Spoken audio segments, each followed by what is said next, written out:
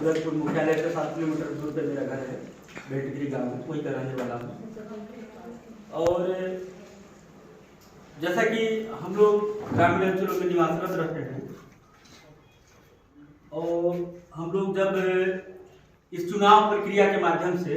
बाकी शैक्षणिक होगी योग्यता से तो देखिए हम लोग स्टेनो किए हैं, ITI के काफ़ी तरह का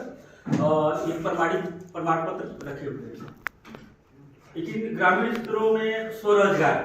जैसे हमारे महात्मा गांधी जी का सोच था कि संपूर्ण राष्ट्र में स्वराज की स्थापना हो, स्वराज और शासन का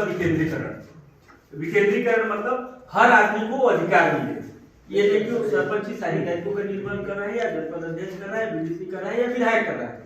ऐसी स्थितियां ना हो, आम लोगों तक शासन की योजना पहुंचे, उनकी नीति पहुंचे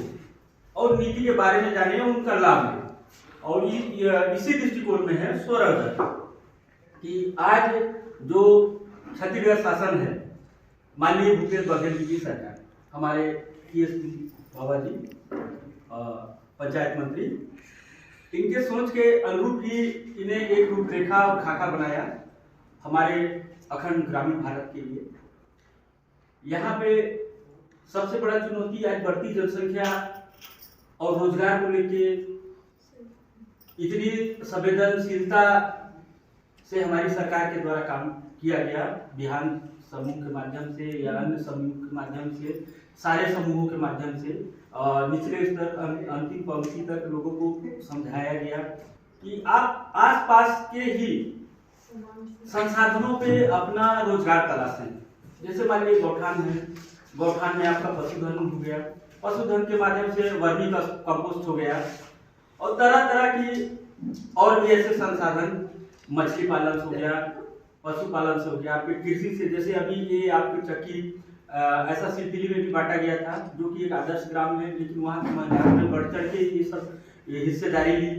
अपने आर्थिक स्थिति को मजबूत करने के लिए। बस उसी क्रम में आपके ग्राम पंचायत नेवरा में भी शासन की इस योजनाओं को समूह के माध्यम से सशक्तिकरण को लेकर हमारे कृषि विभाग के कर्मचारीगण के सतत प्रयास रहने से और इनके नीति को लागू करने से इनके परस्पर मेहनत का ही परिणाम का नतीजा है कि आज आम लोगों ने संयुक्त रूप से शासन और प्रशासन के द्वारा आप लोगों के बीच ये सब सारी योजनाओं को और आपको सशक्त करने के लिए ये सब समूह के माध्यम से आपको दिया जा रहा है। और मैं आप लोगों को पंचायत के बारे में इतना जरूर कहूँगा कि देखिए सारी योजनाएं गांव में ही लागू होना है। भारत के 43 मंत्रालयों का पैसा भी इसी ग्रामीण में आता है, सारी मंत्रालयों को पैसा आता है, लेकिन कमोबश हमारे गांव की स्थिति क्या रहता है, काम करना, करवाना, रोड बनाना, पुल बनाना, लेकिन वैचारिक मनोशक्ति का वृद्धि होना। अब वैचारिक रूप से मजबूत होंगे तो आप रोजगार, जो हम एक सरकारी तंत्र के रोजगार के पीछे जो जाते हैं, और ये संभव नहीं है कि सभी को सरकारी नौकरी मिले, कितने IAS पढ़े हैं, कितने PSC पढ़े हैं, और संख्या के अनुपात में देखेंगे तो सभी को नहीं मिल सकता, चाहे वो शिक्षा कर्मी हो, चाहे पुलिस भर्ती हो, चाहे सरपंच हो, सचिव हो, रोजगार सहायक हो, मेड हो, एक अनुपात के दृष्टिकोण से रखा जाता है। इसी तरह आप लोग को भी जोड़ के कि चलिए एक समूह के माध्यम से आप लोग को 10 लोग, 5 लोग, 20 लोग को अगर रोजगार मिलता है, हमारे कृषि विभाग के द्वारा जो ये बांटा जा रहा है, बीच बीच में आपको फीड वितरण भी किया जा रहा है। कृषि को लेके सरकार की जो प्राथमिकता है वो सबसे प्रथम श्रेणी में है। जैसे ही सरकार बनी, ऋण माफी किया सरकार के द्वारा, और कृषि क्षेत्रों में कई प्रकार के परिवर्तन लाके आज हम जो रासायनिक खाद का उपयोग कर रहे थे, और हमारे जो आजा दादा पूर्वज के थे, आप पूरी तरीके से देखेंगे रासायनिक खाद से दूर थे, और वो लोगों को आप देखिएगा, आप भी अपने घर परिवारों में या अगल बगल देखे होंगे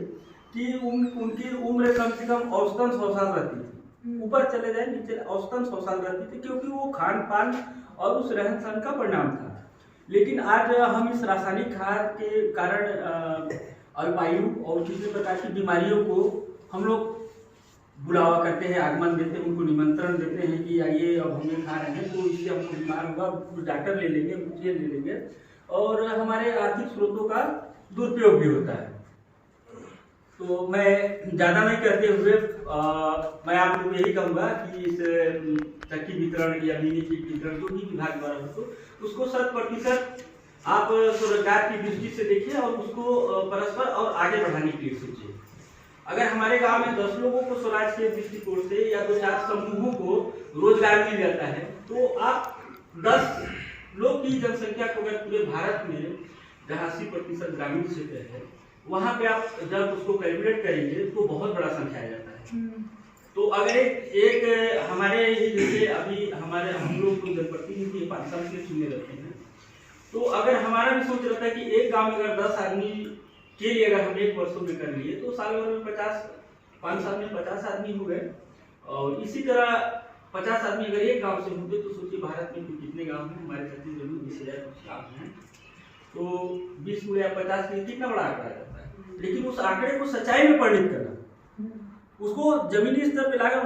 उसके मन में ये विचार आना चाहिए। देखिए, मन से करना, मन में करना में काफी अंतर होता है। मन में आप सोचते रहिए, मन के लड्डू खाते रहिए, लेकिन उसको काम को आप करिएगा, तत्कालिक आपको लाभ नहीं मिलेगा, थोड़ा सा समय लगता है। तो थोड़ा सा धैर्यता और जीवटता के साथ आप लोग को उसमें जूझना पड़ेगा। और बस मैं इतना ही कहना चाहूँगा और बाकी